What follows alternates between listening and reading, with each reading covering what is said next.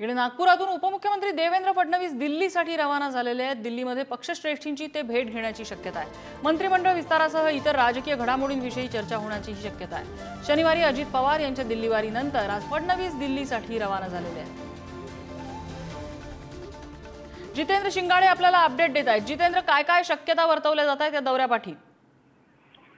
नम्रता, काल दुपारी देवेंद्र फडणवीस यांचं नागपूर विमानतळावर आगमन झालं होतं। तेव्हापासून ते आज संध्याकाळपर्यंत नागपुरातच होते।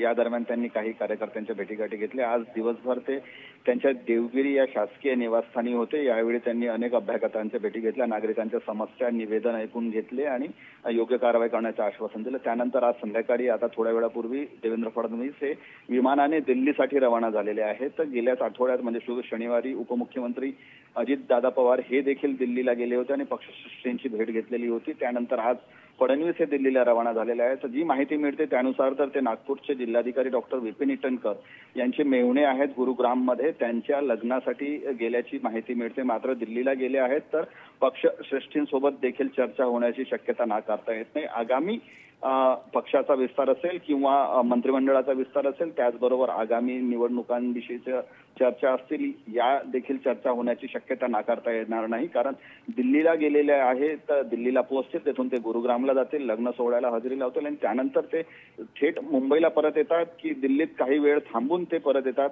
हे पाहणं महत्त्वाचं ठरणार आहे। नम्रता, धन्यवाद जितेंद्र या सगळ्या माहितीबद्दल।